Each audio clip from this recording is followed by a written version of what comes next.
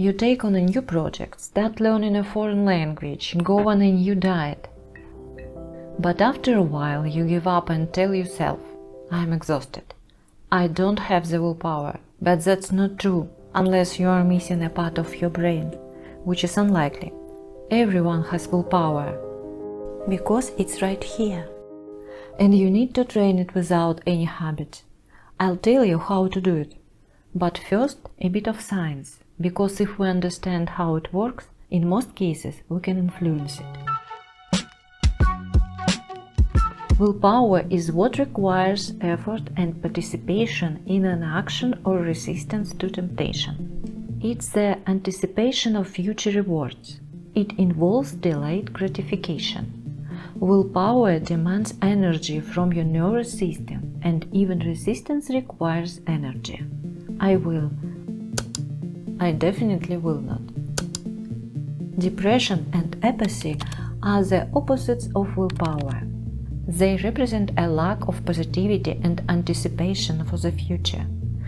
Motivation is the driving force on the journey between apathy and willpower. And most importantly, willpower is not a habit. A habit refers to behavior that has become automatic due to repetition. Once habits are established, they require little conscious effort to maintain. Habits are associated with the basal ganglia, a region of the brain involved in forming routines and automatic behavior. This area allows habits to function with minimal cognitive load, freeing up mental resources for other tasks. And it's here that the catch lies. During observations of patients with brain injuries or pathologies who experience difficulties with decision-making, impulse control and emotions, damage to a specific area of the brain called the anterior cingulate cortex was discovered, highlighting its importance in the processes of self-control and motivation. The anterior cingulate cortex is a part of the brain situated in the front portion of the cingulate gyrus, which plays a significant role in various cognitive and emotional functions.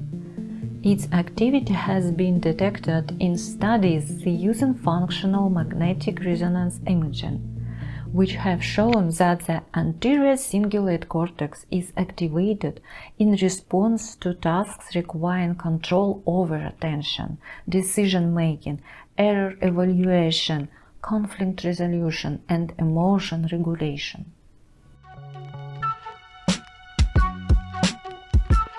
Research on the ACC is particularly interesting in situations where an individual has to perform tasks they find unpleasant, difficult, or boring. In such scenarios, it's necessary to overcome internal resistance or carry out an action that does not bring immediate pleasure or reward. It's in these moments that the brain's anterior cingulate cortex helps mobilize cognitive resources to maintain the task and suppress impulses to become distracted or cease activity. For example, in one study, participants were asked to perform tasks they did not want to do, while their brain activity was monitored using fMRI. The results showed that at times when the participants forced themselves to perform the unwanted actions, there was an increase in activity in their anterior cingulate cortex. This increase in activity suggests that the ACC may be involved in internal processes of self-regulation and self-control. It helps a person stay focused on long-term goals and tasks, ignoring short-term desires and distracting factors. Thus, the anterior cingulate cortex may play a key role in overcoming volitional conflict when it's necessary to perform a task despite a lack of motivation or the presence of negative emotions. ACC is also actively involved in processing pain and stress. When a person experiences discomfort or suffering, whether physical or psychological, activity in this area of the brain also increases. This may be related to the ACC's role in regulating the emotional response to painful stimuli and maintaining functioning and challenging or painful conditions. Additionally, the anterior cingulate cortex allows for the development of resistance to temptations. People with more developed ACC are less prone to impulsive reactions and better able to handle tasks requiring prolonged concentrations and effort. It is worth noting that increased activity in the anterior cingulate cortex in situations where a person encounters errors or uncertainty, highlighting its role in learning and adaptation processes. Moreover, this structure possesses neuroplasticity. It can change throughout a person's life. It can grow and it can shrink. Therefore, this brain structure requires constant stimulation, constant challenge, and this is something that many people do not enjoy. There is a belief that willpower is a limited resource similar to a muscle that can tire out with use. However, recent research has debunked this. Certainly, our capacity to work and be active can slightly decline when we are sleep deprived, when we are sick, when we experience pain, or when we are emotionally unstable. But this depletion effect is so insignificant that strengthening willpower through training increases the ability to compensate for its temporary weakening. Our brain is naturally lazy, and in order to save energy, always tries to send us down the path of least resistance. This is an ancient evolutionary survival mechanism. Formed habits allow the brain to function with minimal energy expenditure and minimal cognitive load. The acquisition of automatism can be seen as gradual cessation of effortful control. Therefore, it's easy for the brain to follow the path of habits, even if they are good and beneficial. When you have a routine, there are beneficial habits, but there are no challenges, no frictions, and no resistance, your willpower is not activated. Recent research confirms that the activity of the ACC decreases as the task becomes more automatic and requires less effort.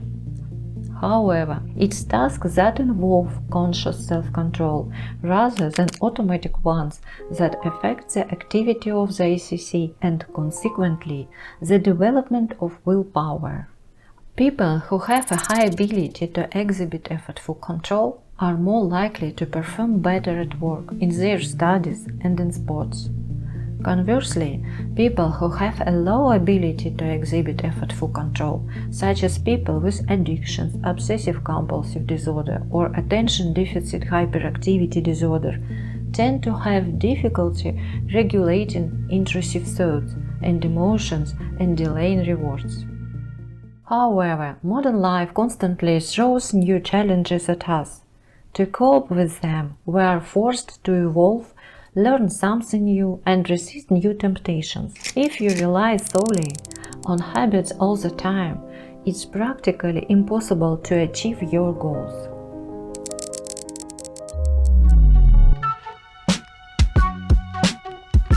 Recent research confirms that the ability to exert effortful control can be trained. There are physical, intellectual, and psycho-emotional methods of influencing our willpower center, which must be combined. Physical. Choose sports activities that are difficult for you but beneficial for your body. Remember, the main principle is to do no harm. So consult with your doctor about what physical activity is beneficial for your body. For example, running or dancing. Choose what causes you the most discomfort. for instance, you hate dancing because you have poor coordination, no sense of rhythm, and you are shy. Engage in dancing for 1 hour 3 times a week. After 5 or 6 months, you'll feel the thrill and ease of such activities. Then move on the next level and set a higher bar for yourself.